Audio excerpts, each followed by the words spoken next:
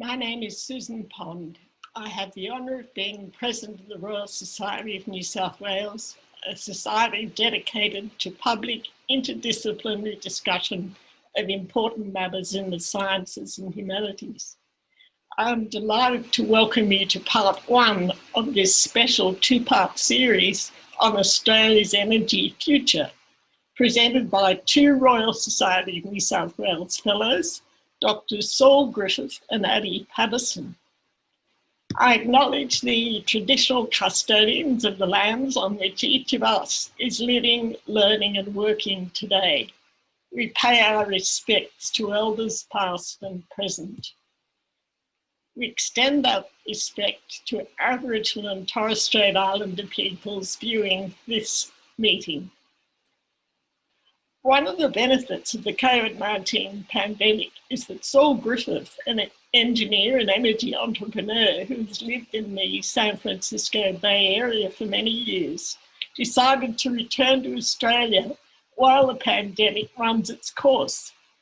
He maintains a US workday schedule, but has also turned his mind to Australia's energy future, which is the subject of this two-part series.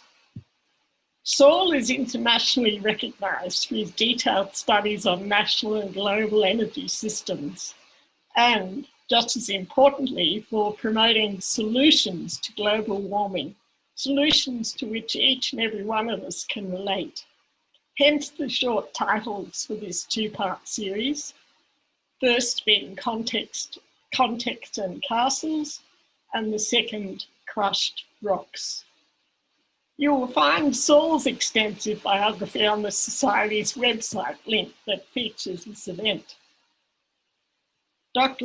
Paterson joins Saul in this series as moderator, interlocutor and expert on energy in his own right. Addy has wide-ranging experience in energy policy, energy systems, technology and innovation. His fuller bio is also on the Society's website. These days, Addy is directing his personal energy on securing sovereignty, security, and low-carbon options for Australia's energy needs. In this series, Saul and Addy will not spend any time admiring the problem of global warming. Rather, they will show us solutions that will greatly favour not only Australia, but the planet.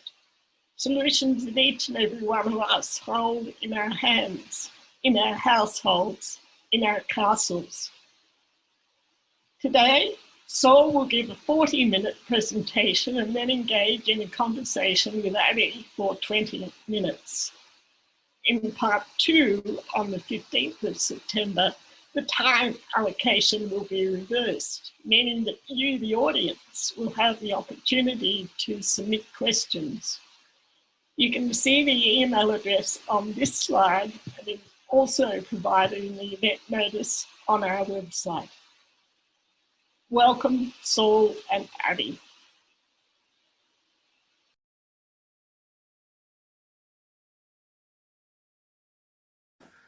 Good day, I'm Saul Griffith. I'm a new member of the Royal Society, very happily accepting that honour.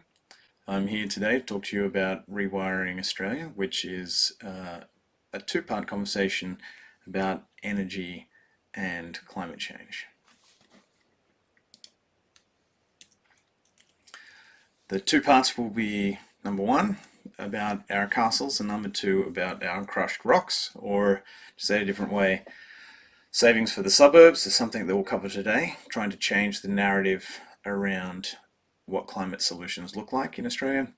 And in our second talk in the series, we'll be talking about our crushed rocks, or industry and exports, which will mean many, many jobs for the regions. It's really a long story about why we must electrify everything, or very nearly almost everything, and how that is our fastest near-term pathway and long-term best economic pathway for decarbonisation. In today, part one, castles, I'm going to give you some background on me, underscore the urgency of the task at hand, redraw the Australian emissions sectors so we have a better understanding of what we can do domestically and what we can do in exports. Give you a little bit of the history of how we collect energy data and what we know, and why there's some holes in the way we think about this problem. Talk about the inherent efficiencies of electrification. Then we're going to dive into modeling the domestic economy and, most importantly, our households as a political and economic unit, and the solutions that are available for our households in climate change. And then we can discuss what a serious domestic climate policy would look like. So, my background. Saul Griffith. I studied my PhD in MIT in the US. I grew up here in Sydney, Australia, and lived here through age 20-something. I have a book called Electrify coming out with MIT Press in October, which is basically what a wartime level of effort for the American economy would be to address climate change. I have worked in industry since completing my PhD at MIT. I currently run a company called OtherLab, an independent research organization. Our product, if you like, is startup companies based on new energy and robotic technologies that we develop in-house. And there's a sample of what I've worked on, including industrial wind power, industrial solar power, hydrogen storage, thermally adaptive textiles, a lot of heating and cooling technologies, and robotics. My hobby is energy data, which you might find strange, but for about 20 years, having been in the energy industry, I've really wanted to understand what we know and why we know it about our energy data. That actually culminated in a large year-long project with the Department of Energy in the United States to study the US flows of energy at the highest resolution ever in order to identify opportunities for fastening our decarbonization. Last year I also started an organization called Rewiring America. It's a non-profit in the US focused on advocating for policies that will get us to decarbonize as fast as possible, mostly by demand-side electrification. Urgency. Many of you will have heard of the IPCC's AR6 report that just came out. You're probably familiar looking at graphs like these. Our current policies have us landing at 3 degrees Celsius warming. We have pledges and targets. These are statements, for example, British government will not buy electric cars after 2030. President Biden saying 50% emission reductions by 2030. And then we have even more ambitious targets, which are pathways to 2 degrees and 1.5 degrees. This is work of Robbie Andrew. These are the emissions trajectories that we need to sit on if we're to keep warming at 1.5 degrees without relying on negative emissions. As you can see, it gets steeper and steeper and steeper. In fact, in 2021, we now need to do more than 10% emission reductions per year for the next decade to stay on track. And that just gets worse every year. And in fact, by about 2028, unless we have really started dramatically reducing our emissions, we've completely missed the boat on a 1.5 degree target without negative emissions. You can represent that 1.5 degree curve very simply like this. You could put a 2 degree curve approximately or heuristically on the same graph, and we can compare those to the SSPs, which are the shared socio-economic pathways of the IPCC. The two most ambitious of those pathways in the AR6 were SSP 1.9 and SSP 2.6. One of them has us settling at 1.4 to 1.5 degrees at the end of the century, and the other at 1.8. But only by employing enormous negative emissions after 2050. In fact, 10 to 20 gigatons of emissions. And to put that into perspective, that means we would need to develop an industry as large in its tonnage flows of materials as the entire existing fossil fuel industry just to pump that CO2 back into the ground. I think that's unrealistic. I think we need to be much more on target for the 1.5 degree or 2 degree targets without significant negative emissions. I think we're going to find these levels of negative emissions difficult.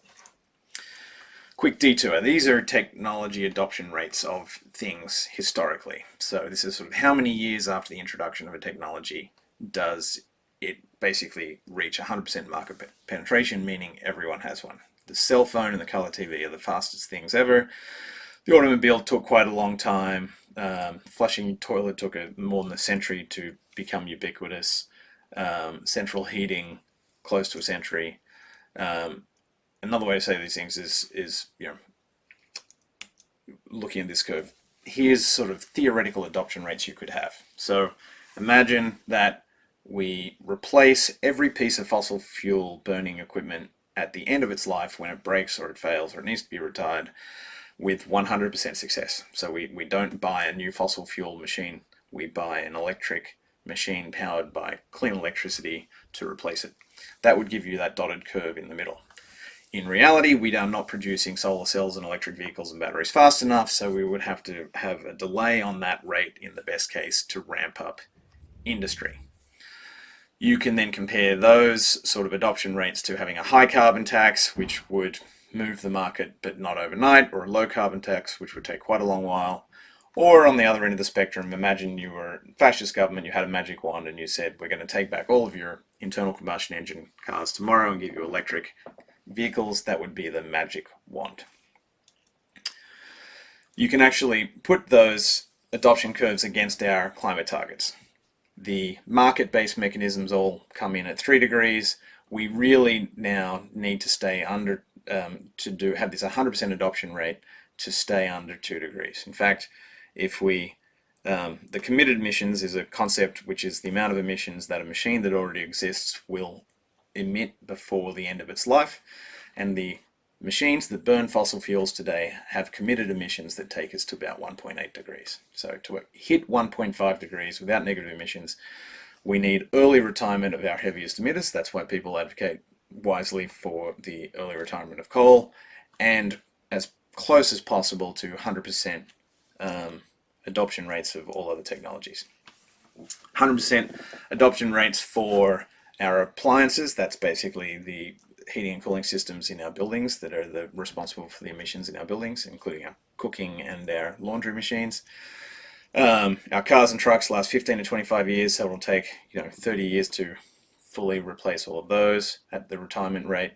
Industry and agriculture, most of the machinery there is 20 to 30 year lifetimes, and generation stock, our biggest natural gas and coal-fired power plants last 30 to 50 years.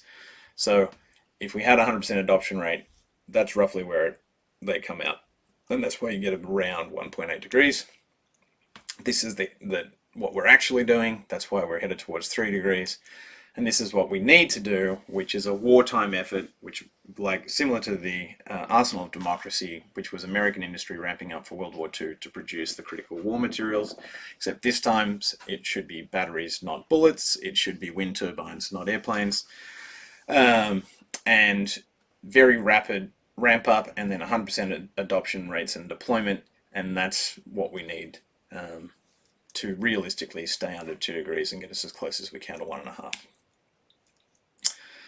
Back to Australia. So obviously it's urgent. Let's try to tease apart Australian emissions in a way that's a little easier for us all to understand. Here are our emissions. We export a huge amount of coal and natural gas. Those emissions are exported. They do not count on our emissions as we report them to the United Nations. But a huge amount of our domestic economy is actually making those fossil fuels, digging them up, processing them, transporting them. And that's why a significant portion, 224 megatons of our domestic emissions, are actually really going to be used in other countries. And then we can discuss our domestic emissions, which includes our households, our industry, our small businesses.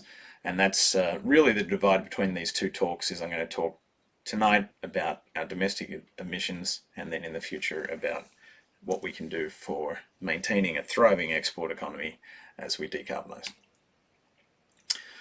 Here's what happens in our trade emissions. A huge amount of energy is used in mining, our iron ore, our bauxite, and our other ores, that's the metal sector, is responsible for 25% of those emissions. Fossil fuel sector, so this is the energy cost of moving coal from where it's dug up to a port, onto a ship, to where it goes.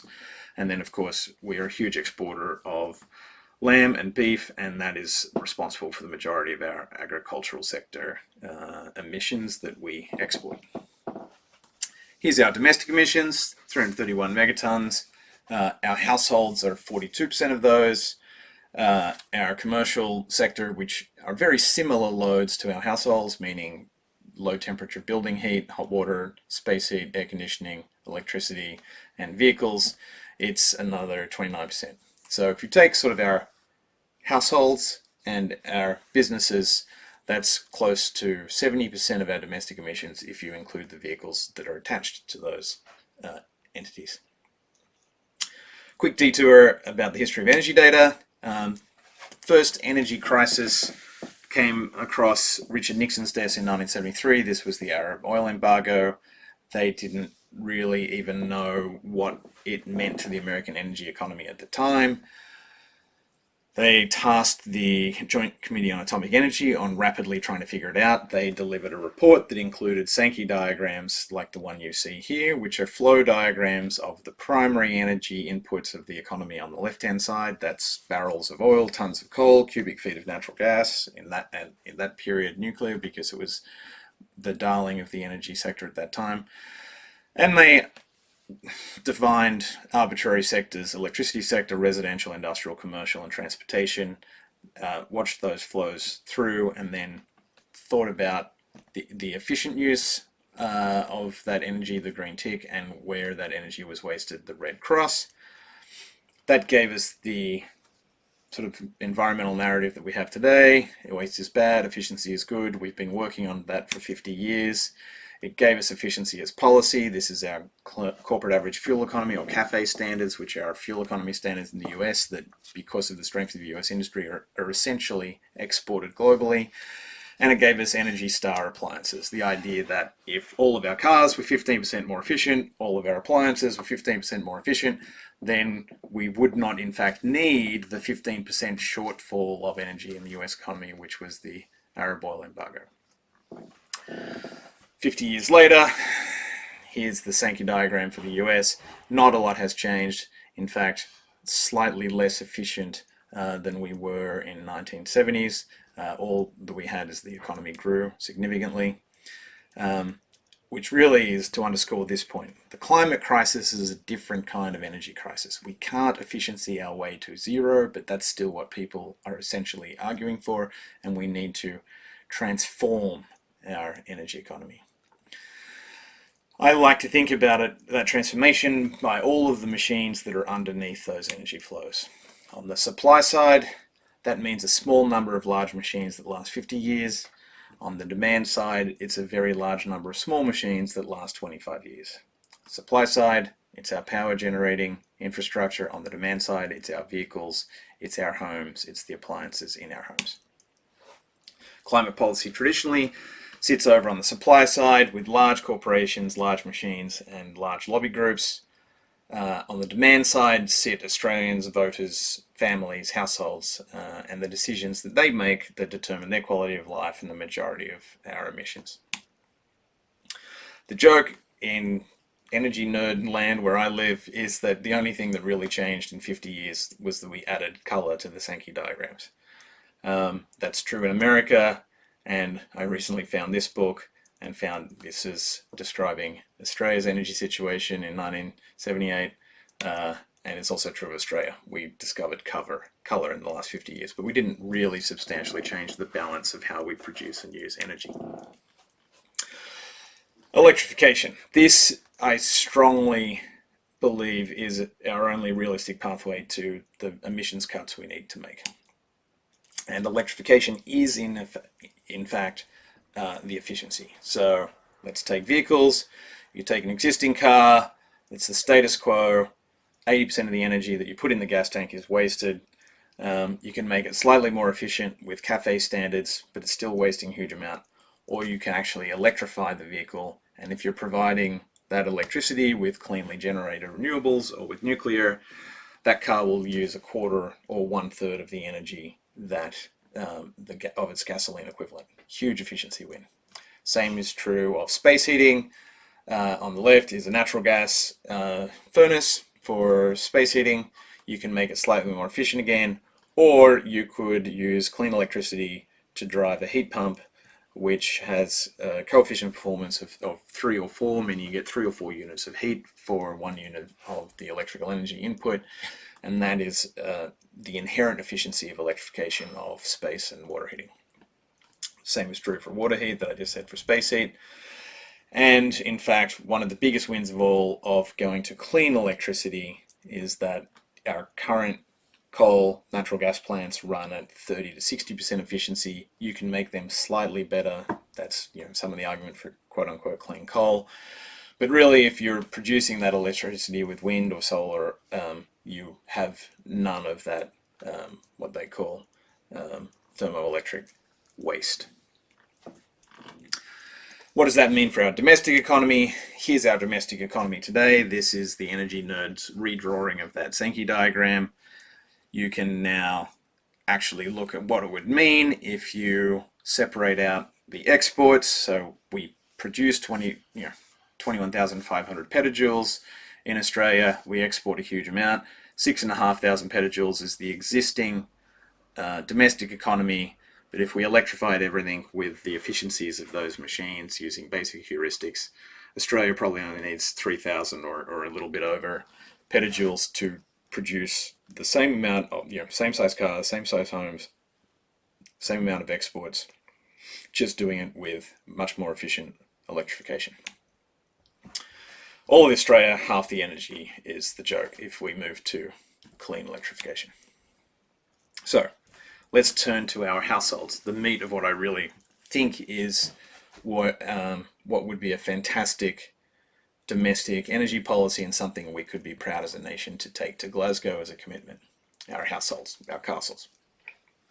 Like I said before, 42% domestic emissions emanate from the decisions you make around the kitchen table. What is fueling your car? What's heating your home? Where does the electricity come from? And how are the fuels made?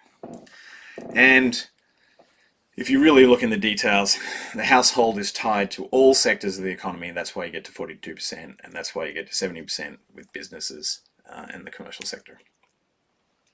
The average Australian household's annual expenditures are around $74,000 in total. $4,400 approximately is spent on energy, and you can see that here. We spend as much on electricity as we spend on rate payments. We spend more on petrol than we do on childcare.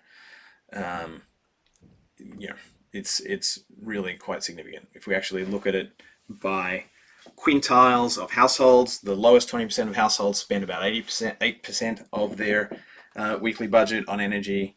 The richest, wealthiest 20% of households spend about 4.5% of their weekly expenditure on energy. So our castles, I would like you to come to understand after this talk really should be seen as infrastructure, and we need to electrify all of the end uses. So the cooking, the laundry, the motorbikes, the cars, the heating, the water heating, space heating, even our barbecues. And to enable that electrification, our castles need new infrastructure themselves. They need rooftop solar, which is the lowest. Australian rooftop solar is an astounding success. It's the lowest cost electricity in the world. We probably need to upgrade the electrical panels that feed our homes to compensate for the roughly tripling of electricity use that we should expect in our homes. That includes adding home batteries and adding vehicle chargers to charge our vehicles with clean electricity. So we're going from a model of this home today running on natural gas or propane for heat, or perhaps on heating oil, gasoline or diesel cars in the garage, probably natural gas, maybe resistive electric heating for the water connected to the electricity grid. We'd like to get to here with rooftop solar, heat pumps for the space heat pumps for the water heat, 2 electric vehicles. I think we have 1.7-ish, 1.8-ish cars on average in the average Australian household.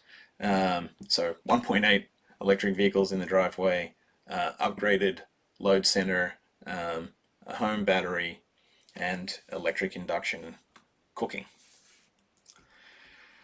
So, current electricity load in the average Australian household is 13 kilowatt hours per day. If you add to that the thermoelectric losses from the electricity generation out there from coal and natural gas, it's about 28 kilowatt hours a day. And if you add all of the petrol and diesel we put in our cars, it's about 98 or 100 kilowatt hours per day is the average household energy use in Australia. There's 2.6 Australians in that average household. Like I said before, electrification is the efficiency for our vehicles, for our space heat, for our water heat, and for the generation of our electricity.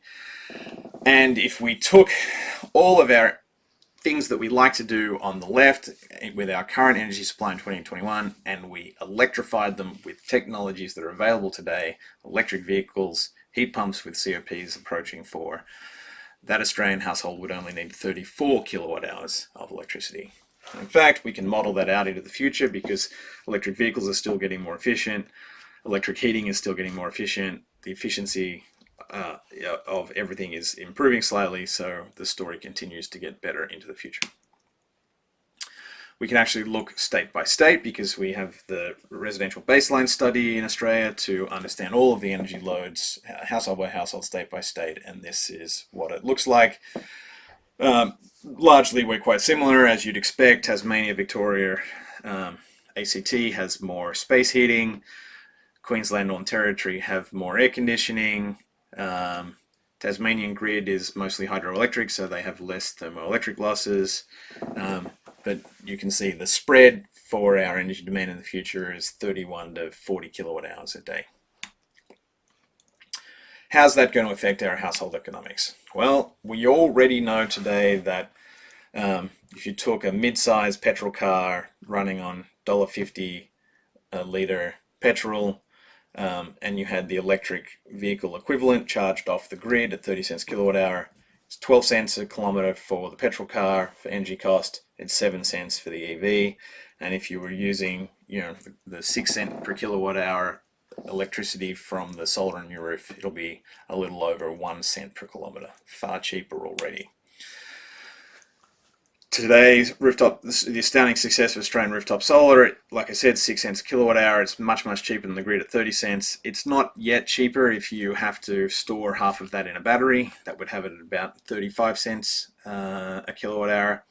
But we know because of the falling costs of batteries, the increasing efficiency of the solar, we will be much, much cheaper by 2030. And even if we have to use some of the grid, which I totally encourage, I don't think we should be all disconnected. I think we all need to be connected to make this all work out. But the future looks bright for lowered electricity prices across the board.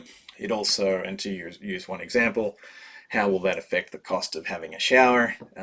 I'm taking a pretty luxurious shower here, 19 litres a minute, 8 minutes, 40 degrees Celsius. If I'm doing that at current natural gas prices, that's a 60-cent shower. If I'm using resistance electric heating, it's $1.31 more expensive. But if we're using an off-the-shelf heat pump, we're going to COP for it, it'll be about 33 cents powered off the grid and 6 cents if we're running that off our solar. So all of the components are cheaper to operate already today. So what is the problem? Problem is that the high efficiency heat pump water heater is more expensive than the resistive heater or the natural gas heater when you buy it at the store. The electric vehicle has a $10,000 or $20,000 higher sticker price when you're in the car yard.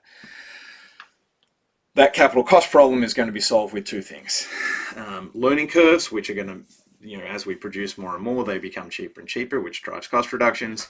And then capital cost problems are well understood to be solved with finance. So we built a model of the whole Australian economy, state by state, household by household, to study this. We put a future cost forecast index for solar as a percentage of today's price, including the phase out that's planned for the rooftop solar rebate. Batteries prices are falling enormously, so we're modeling that out through 2035. The electric vehicles and heat pumps similarly. This is the phasing out of the solar, but that's why even though the modules are getting cheaper, the price is going to remain roughly the same unless we increase the length that we have our rebate.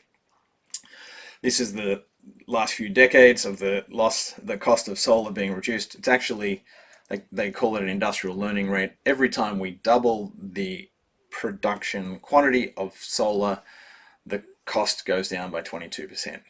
To produce half of the world's energy with solar, we'd need to double the rate another 3 or 4 times with which we're currently producing them. So just solving climate change using a lot of solar energy will lower the costs enormously by more than half. So you expect to see that keep falling.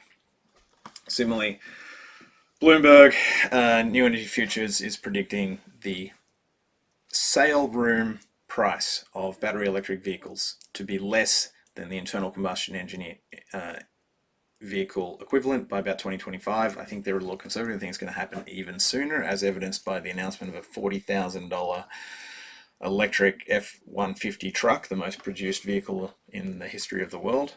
Joe Biden recently drove one, said it was great.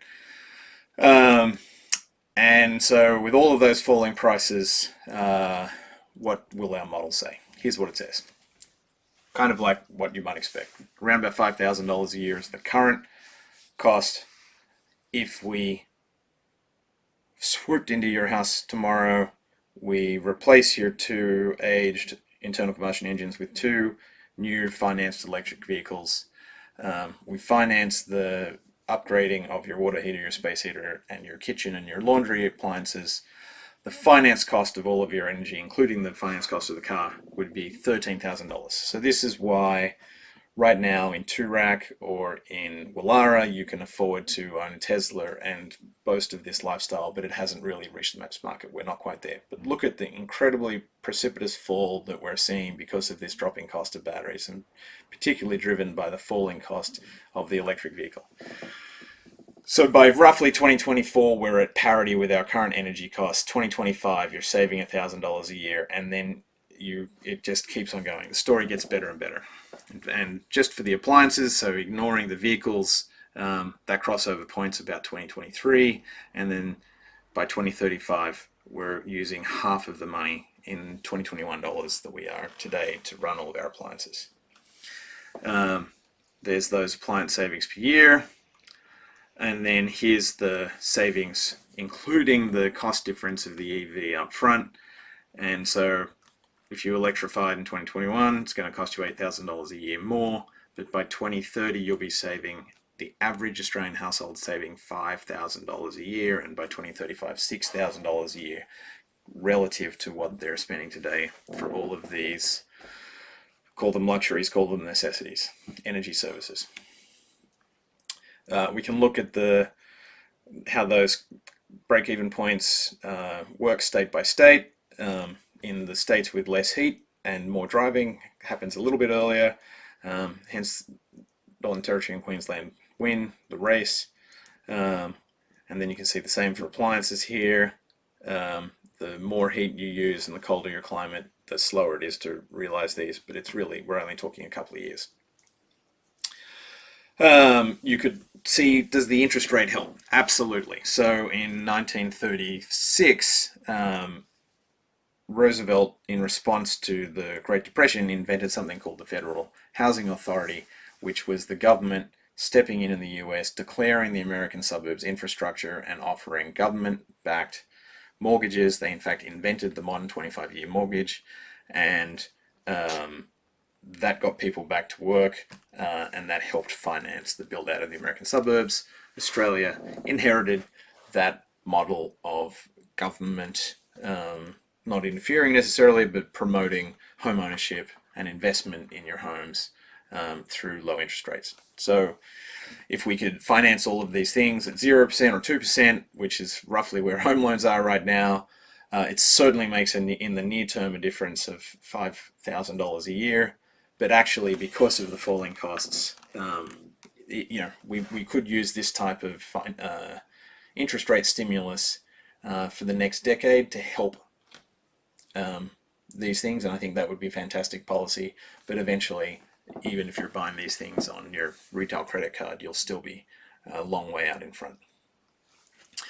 How big is the solar that would provide all of that? Well, for those roughly 30 kilowatt hours per day per household, you'd need a 7 or 8 kilowatt system if you were working to the year-round average, or if you want to design your system so that even on winter's day, it would be supplying all of your energy, you'd overbuild and you'd buy a 12 or 13 kilowatt system.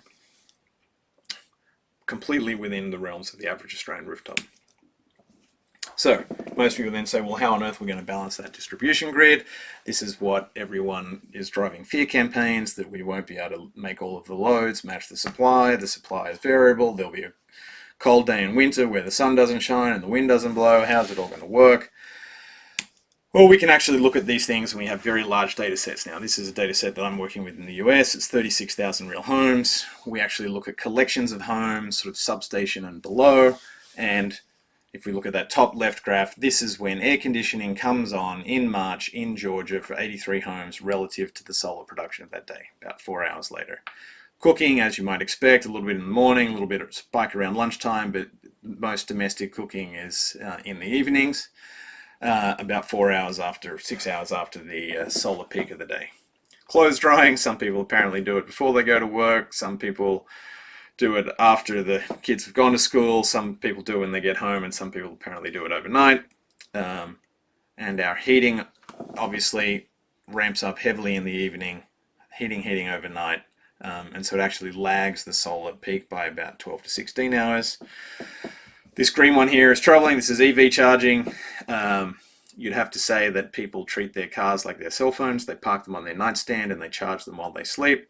So that's the problem we're going to have to deal with in the future. Water heating, you can look through all of these things, and the challenge for the future, the big challenge, is squeezing as much of that as we can into that solar window.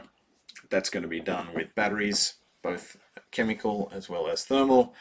But once again, to underscore it, the biggest challenge, because it's overwhelmingly the biggest load in the future, will be our electric vehicles, is how do we squeeze as much of this morning and evening charging into the middle day as possible, which probably means promoting workplace charging and a lot of charging stations out in the real world so that we don't do it all overnight at home. You can look at the seasonality of these loads. So this is the January load, so still quite a lot of significant amount of heating. This is the because it's the US, so that's winter. This is the summer load, huge air conditioning spikes in July, which is the middle hottest month of the year in Georgia. And then you can see how that moves through the whole year. And probably we need about 50% battery, which is what we modeled into our economic model. You might then ask yourself, well, what if I can't use solar? What if I have to use the grid? We just take the same model and we use 100% grid. Instead of what the model we actually modeled was 80% of it will be rooftop solar, 20% will be the grid, and 50% will be storage. But even if you do 100% of the charging off the grid, you'll be saving a lot of money starting in about 2025. And you can fiddle with those numbers, but you see we're all destined to be on a good track here with a high degree of electrification. You look at the total combined savings of all households by state, and it starts to add up quickly into the billions. In fact, by 2030, we'd be saving $65 billion per year in household savings every year. That will drive an enormous larger number of jobs than the $60 billion that we earn in coal exports today. So equivalent household savings to all of our coal exports. So we don't have as many things to worry about as we think. In fact, we have a huge amount to win in Australia. So that's really a big point. Let's go back and say that.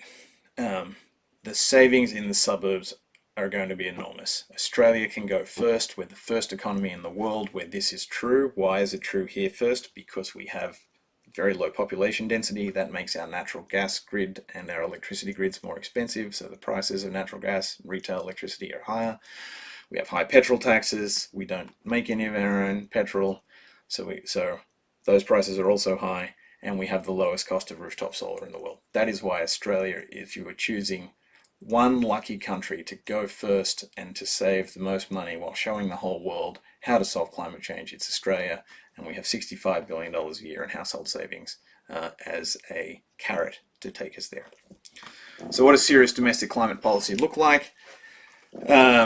You can't be technology neutral at this point because we don't have any more time because of those emissions trajectories. We need to write policy as though it is already 2025. We need to respect the fact that we already know where the prices are going and the industrial trends on all of these electrical things. It's too late for carbon tax in reality to make enough of a difference, although it would be fair to price the externalities and it would help move the market. We need to focus on soft cost reduction. So it's not really the price of the solar cell. They're only about 25 cents out of the dollar a watt for our rooftop solar. It's the cost of permitting, it's the cost of codes and standards, and it's the cost of installation. This is also going to be true for vehicle charging, for home batteries, for electrified kitchens, electrified laundries, electrified space heat, electrified water heat. We want to optimize our permitting, our codes and standards, and the cost of installation on all of these to get the maximum number of savings, and we could do even better than that 65 billion. All policies need to be geared towards 100% adoption rates as soon as possible. That means we need to drive market demand even now before these economics are there, to bring the costs down, and we need to get the adoption up through rebates and incentives. Finance is absolutely critical, and it will become the driving equity issue or the wedge issue. The bottom 50% of homes will struggle with their credit rating to afford these capital items, and so we need to really work on better ways to finance this so that everyone can afford it, because we will not solve climate change unless everyone comes along for the ride and affords the solutions. We need to continue our solar rebate beyond 2030. That would be good policy. The Australian Electricity Marketing Organisation, we need AEMO, we need grid neutrality. We need households, small business, industry to be treated the same. All are equals in generation and in storage, and we need to make sure that we maximize everyone's incentives to contribute both generation and storage to the collective infrastructure of the nation, so that I can charge your car with my solar when you're parked at your office, and your home battery can boil my cup of tea on a cloudy day. We are going to need each other.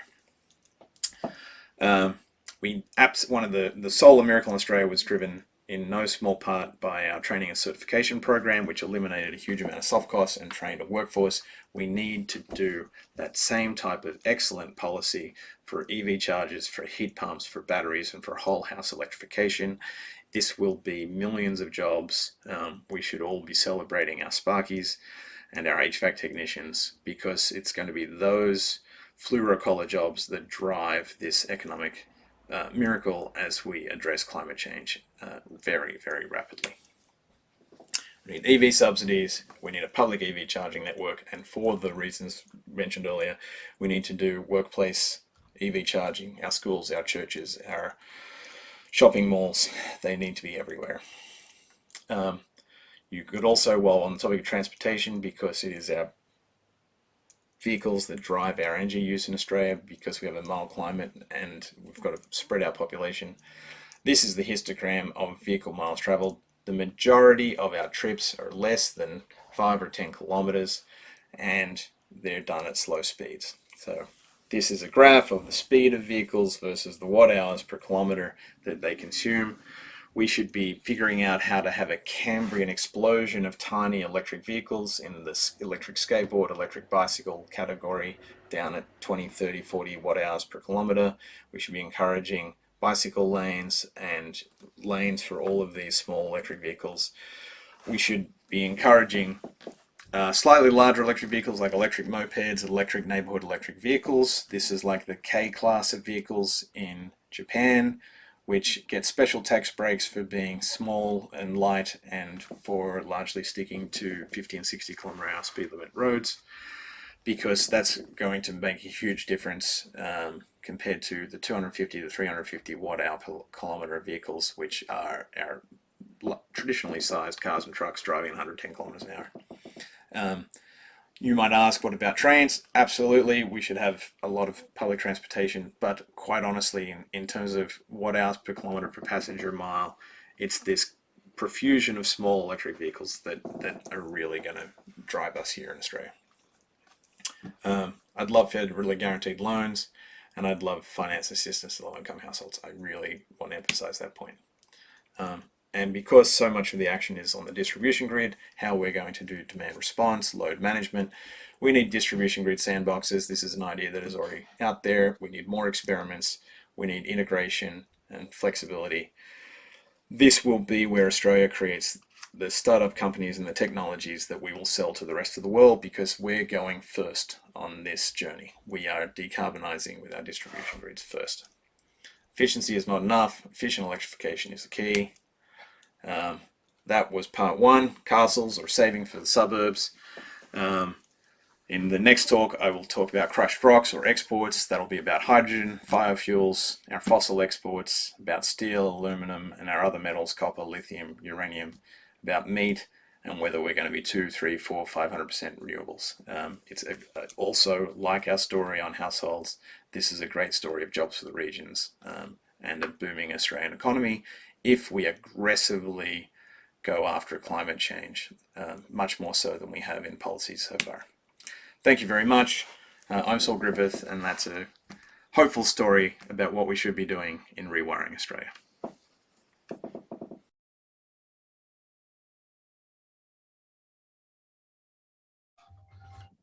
Hi, I'm Paterson, and I'm joining the conversation with Saul.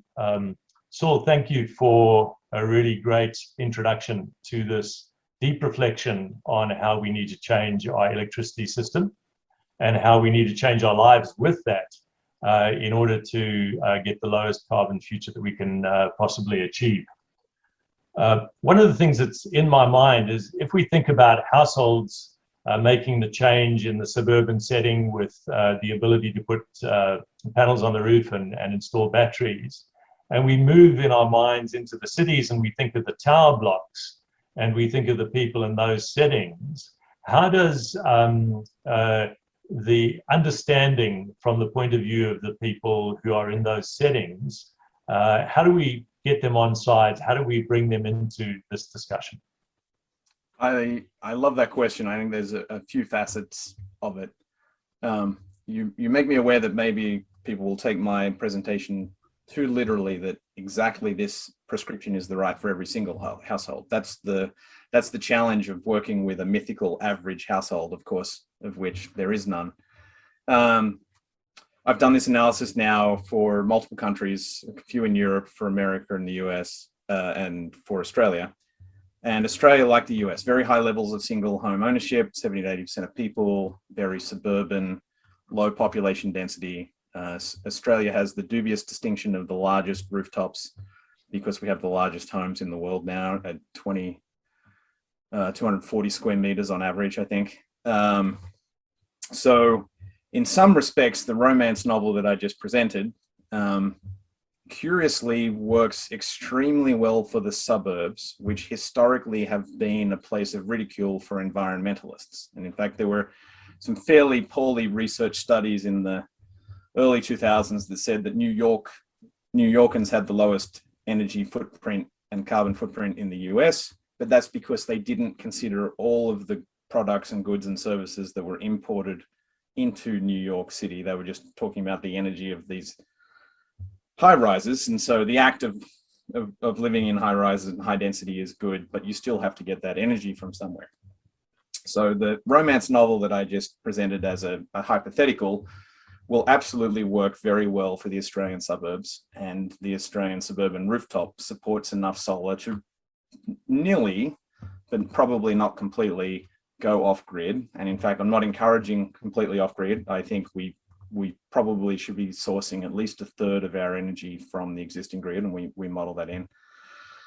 But it then leaves you with a very interesting question of what do you do for multi-unit housing? What do you do for low-income housing? What do you do for renters? And that's a very high-density living situation. And I think we need to figure out how to make sure that the savings get passed through to those families. In the talk I just gave, we actually showed you a model where you source all of the electricity from the grid, and instead of saving $5,000 to $6,000 a year in 2030, that means that household would save $2,000 to $3,000 a year. So in some respects, there's a little bit of an economic answer. There's still a win for the city dweller in a multi-unit housing without their own solar.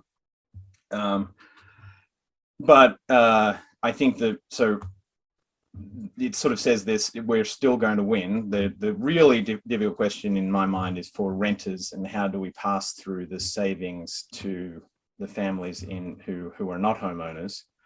And I see that as a grand question about this whole endeavor. I think people like me who work at the cutting edge of renewable energy understand that the cost of wind, solar, batteries, pumped hydro are going to lower the costs of energy for everyone. And then it becomes a political question of who would you like to drink from that pot of gold? Would you like the household to benefit from those savings? Would you like the utility companies and the distribution grid companies?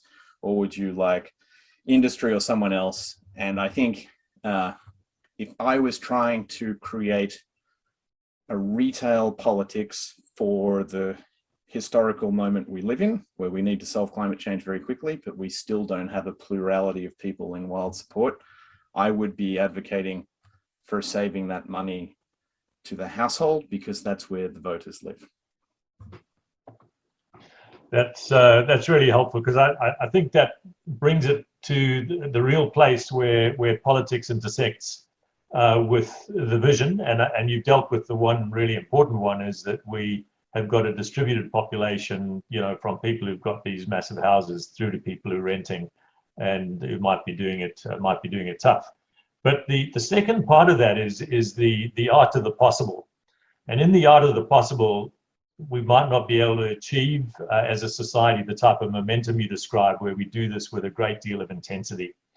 And so if you're thinking of the balance of power between the federal and the state, and you're thinking about the planners, how do you get this into bite-sized chunks? So what do you do first and what do you do fast if you can't do everything?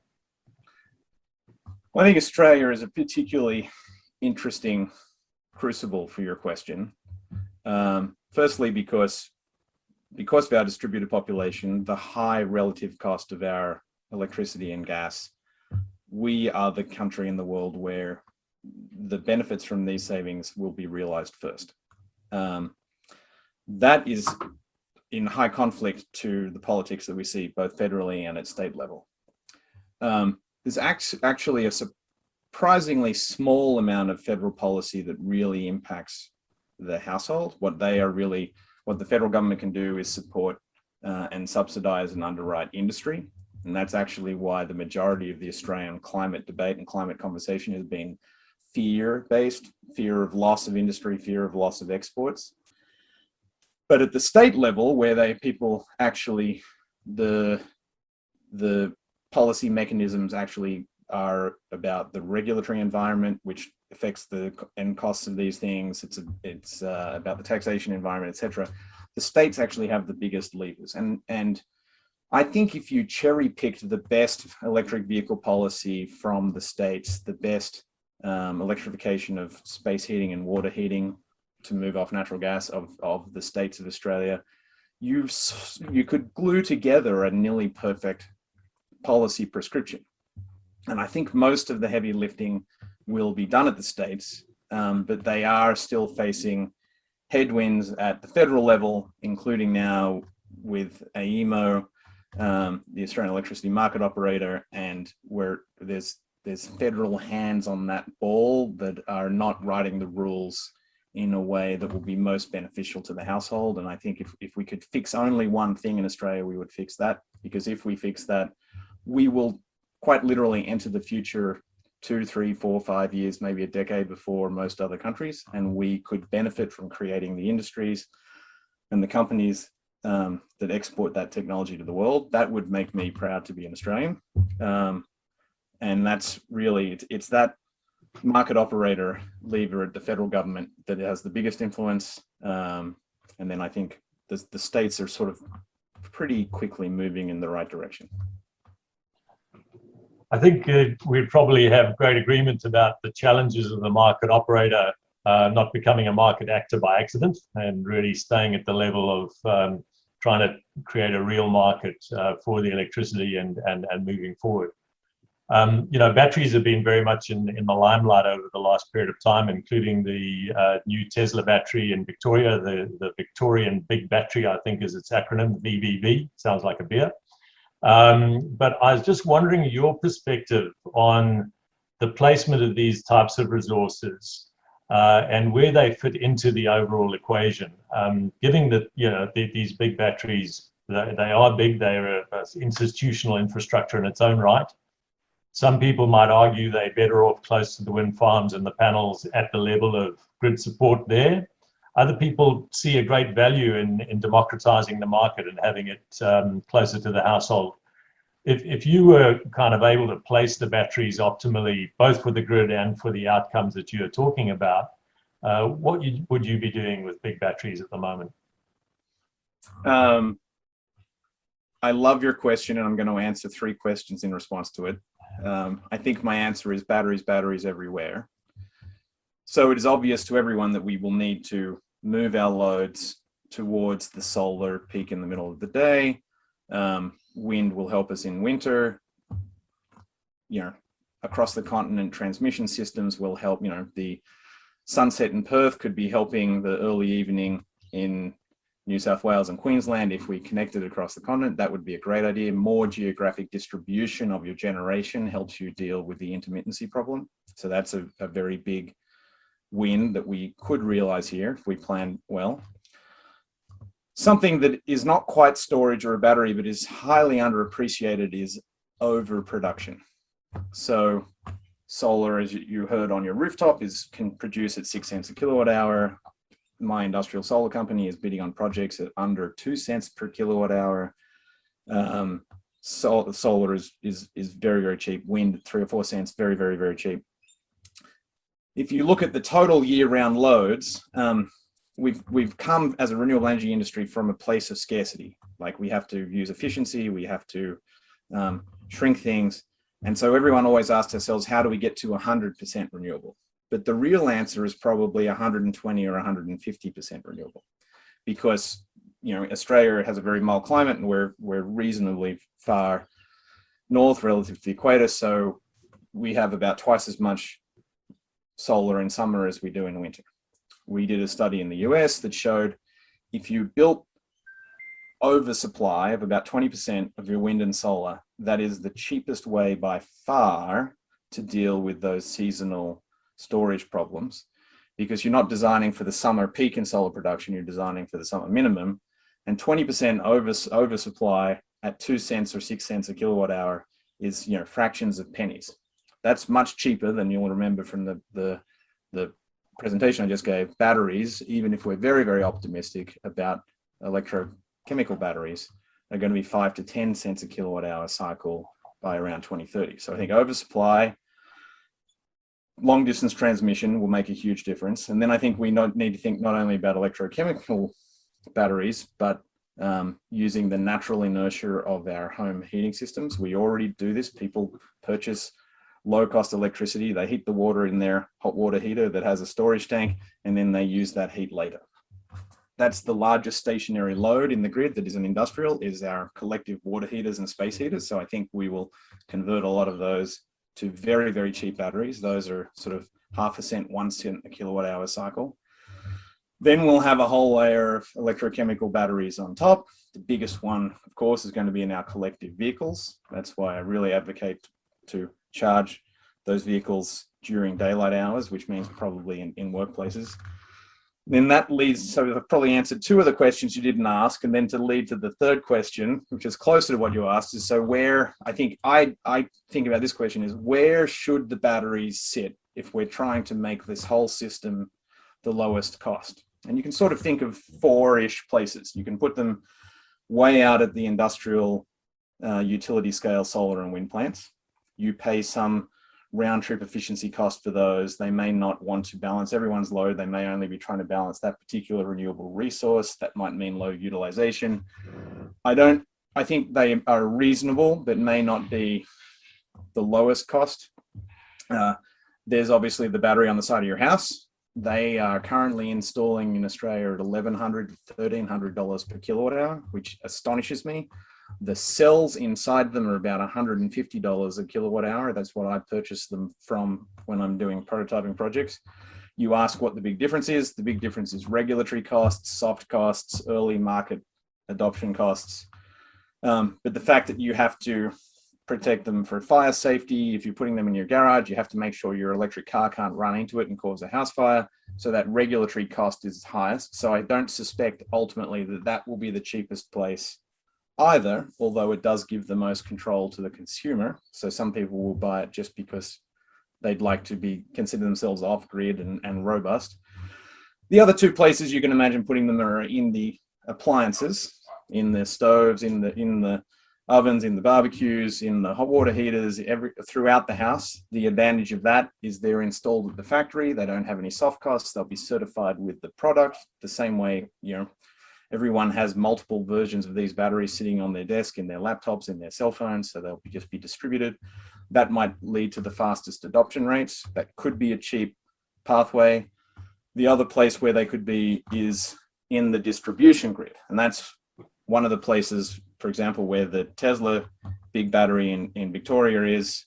That battery might have been too big. Why have it at the local substation? Instead, you could have them distributed on the poles. You could imagine a whole lot of places. I think there's a lot of sense in putting them in that layer at the distribution grid. That will help the people who don't want this transition to happen complain about over voltages and under voltages on the distribution grid. They use that to make terrible policy to prevent people putting more solar on their roof.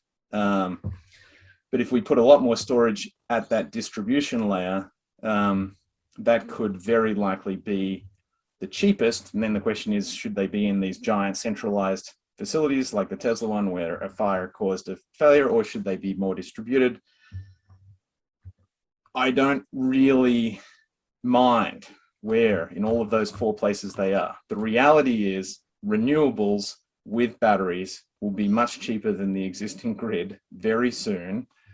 We should probably let all of these experiments play out in the market. That's where the free market does have a role, figure out the optimization for us. But we should hopefully, as a country, be placing bets in all of these places, spend a few years learning where it's going to be, and then really invest heavily in designing an energy system that's the lowest cost and provides the most benefit to the voters and to the households, because ultimately Australia still largely owns, or the federal government or state governments have their hands in most of the utilities, in most of the distribution players. So really, they're our companies. They should be serving us, and they should be looking after our interests, which is lowering the lowest possible cost of energy for the end user or the household. So I really appreciate that answer, and I like the idea that you can ask a single question and get 3 answers, but that's a spirit in which we, I think, are conducting this debate. We have dealt now with the castle. We will be moving away from the castles out into the broader economy, and we're looking forward to your next presentation that's coming up. However, people will have questions, and so it's important just to say that if people have questions that have arisen out of the presentation today and the really great job that Saul has done to open up these ideas for us, you can send the questions to virtual events, that is virtual events, one word, at royalsoc.org.au. And RoyalSoc is spelled ROYALSOC.org.au. So virtual events at royalsoc.org.au will get you into the list of questions that we will answer in the chat at the next session. And we will look forward also to that second session altogether. Thank you again, Saul. I really appreciate your involvement, appreciate the depth of knowledge that you bring, and your long-term love affair with the Sankey diagram could be transformative in our policy setting. Really appreciate that. Thank you very much. Thank you very much, Avi.